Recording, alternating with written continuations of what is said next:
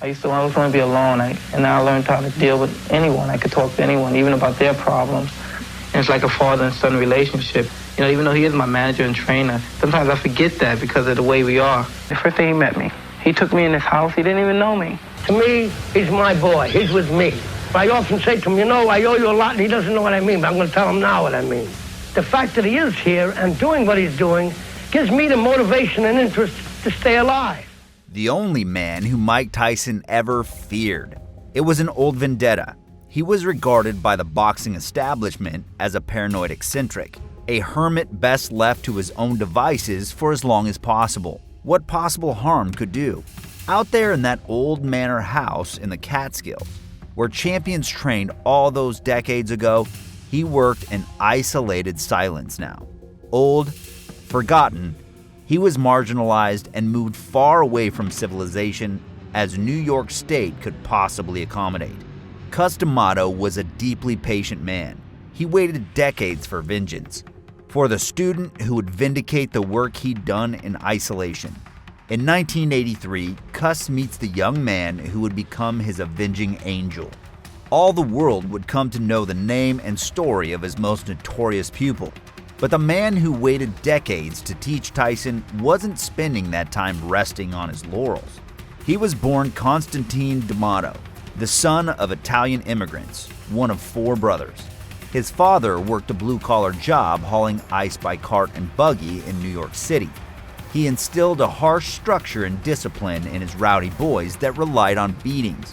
Cus was active in the church and briefly considered becoming a priest. The New York's mean streets were full of the criminal and belligerent. Cus didn't look for trouble, but despite his small stature, he refused to be bullied if it came. Street fights were an inevitability in the immigrant neighborhood he grew up in. In one of these fights, Cus sustained an eye injury that would prevent him from ever getting a professional boxing license. Those who can, do. Those who can't, teach. In 1930, at age 22, Cus opens his first gym with the help of a business partner. For years, Cus lived there, doing his due diligence, learning the training side of the game, developing his unique style and working with endless determination. Many came to Cus from broken homes or bloody streets. Cus could empathize. His passion for social work went as deep as his love for boxing. Cus worked away for years, waiting for a champion, until he finally finds his first in a man named Floyd Patterson. Floyd came from a family big enough to constitute a village. He was quiet, picked on, and desperately poor. His parents and 11 brothers picked up and moved from South Carolina to big bad Brooklyn. The Pattersons packed themselves into an apartment that was more like a barracks than a home. There wasn't anywhere to be with 13 people crammed into that small home. So Floyd started to go out. Floyd starts skipping school and one day gets caught shoplifting. At age 10, Floyd is sent to reform school. It turned his attitude around, as he mostly realized he just needed something to do. He gets out 2 years later and immediately joins every sports team he can. At 14, he discovers boxing.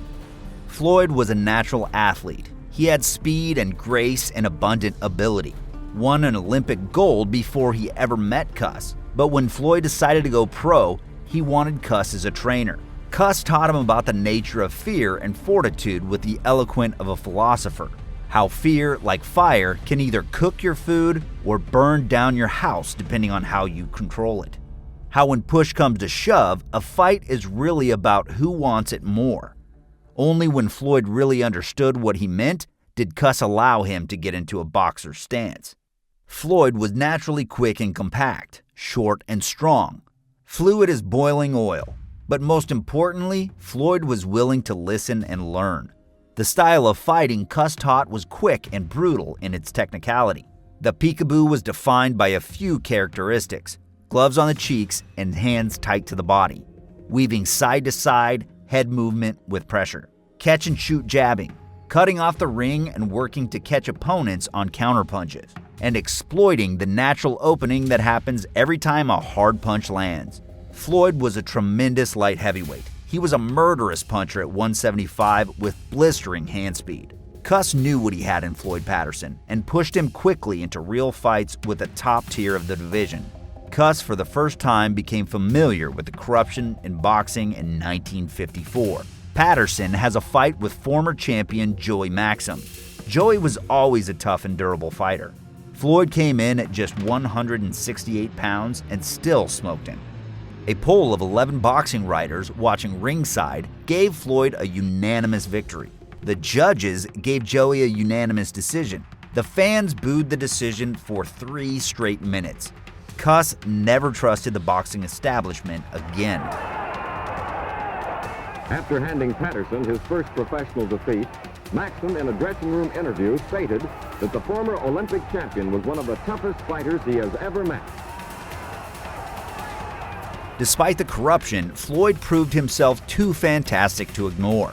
He came into every fight chiseled into peak condition, even while yo-yoing between 175 and heavyweight. At just 5'11", Floyd wasn't a big light heavyweight. Against the heavyweights, he was usually dwarfed. He made up for it with speed and ruthless efficiency. In 1955, heavyweight champion Rocky Marciano retires undefeated after violent war with ageless Archie Moore. Floyd hadn't lost since the Maxim fiasco and had fought his way into a shot at the vacant title. All that stood between him and the heavyweight champion was a man most likely in his 40s. Archie had more knockouts than anybody in history. Each man was bound to break a record. Either Archie was going to become the oldest champion in boxing history, or Floyd was going to become the youngest. And all fight fans know that this is a young man's game. He came as an underdog and knocked Archie out in the 5th to become the first of Cus's champions. Floyd would proceed to trade knockouts with Swedish puncher Ingemar Johansson, ultimately losing and regaining his title, before having a brutal war to cap off an electric trilogy that ultimately saw Floyd keep his title. But soon the Reaper came for Floyd's title, and his name was Sonny Liston. Liston walked around well over 220 pounds and trained down. He had the largest hands and longest reach of any heavyweight in history. He was a brutal puncher who thrived on a firefight. He was a mobster's champion who had a well-known side hustle of collecting debts for his handlers in organized crime. Floyd, who gave up nearly 40 pounds to the Big Bear, got ruined in a round. There was a sadistic rematch clause in the contract that allowed Floyd to have an immediate rematch. The rematch went about as poorly as the first. After the rematch, Floyd split with Cus professionally, but never lost admiration for the man who made him a heavyweight champion. Cus continued his work, focusing on another student who'd started making waves. Joe Torres made his professional debut.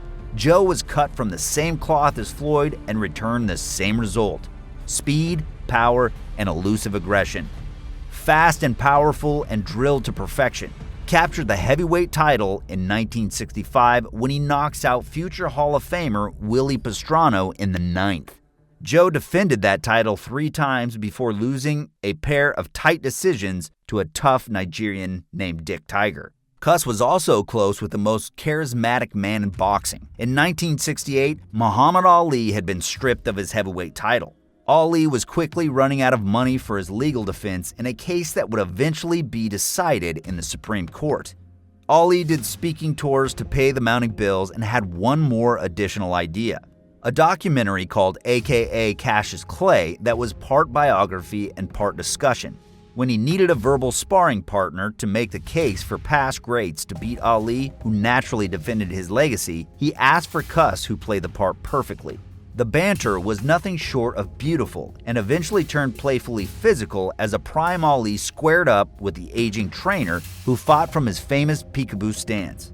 Even though Cus was way smaller and well past it physically, he still managed to land on the chastened young champion. By the 60s, Cus had moved into the home of his common-law wife.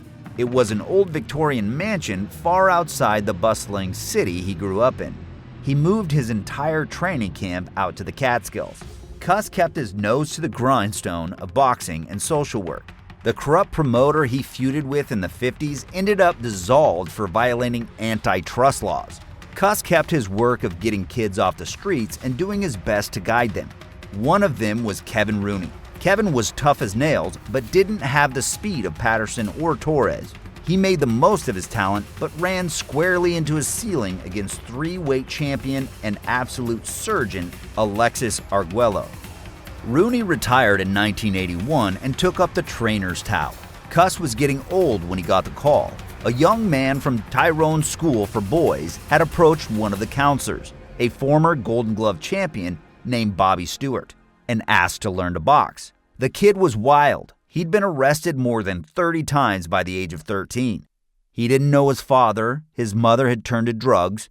Mike was a problem even in reform school. A problem that, at least until he started to learn to box, his behavior did a complete 180 and he delved into the sport.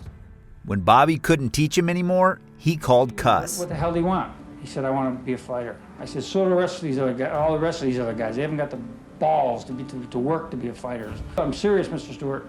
I said, let's see your behavior continue like it is for a few weeks, and then we'll see what happens. Cus knew he didn't have much time left, but he also knew sure as Floyd Patterson was a champion in the making, Mike Tyson was going to be a monster. Not a mere champion who would come and go as trivia between historians. He saw a 14-year-old kid giving grown men beatings in sparring and still improving by leaps and bounds every day. He subjected Tyson to a Spartan discipline that broke and rebuilt the young man psychologically. Tyson moved into the mansion and became a member of the D'Amato family. Tyson at first expressed his intention to rob the mansion before disappearing once more into the criminal anonymity of Brooklyn. But he stayed and learned, and Cus would eventually adopt Tyson formally. But Cus made him a bet that if Tyson did what he said, he'd be one of the greatest fighters to ever live. It was a bet that paid Tyson almost $1 billion. Cus declined to die until he knew Mike would become the success he knew he could be, which turned out to be November 4th, 1985. Mike was just a week out from a fight when Cus finally succumbs to pneumonia. Mike fought that week against Eddie Richardson anyway. The fight lasted 1 minute and 17 seconds. Still to this day, Mike chokes up when talking about Cus. He was his idol, his fatherly figure. He was asked if he could ask Cus one question right now, what would it be? This was Tyson's response. Man, me, I'm a little kid. He said, you're gonna be the world champ. I didn't know I was the one. Well, you were a specimen. Things more than that to be a fighter.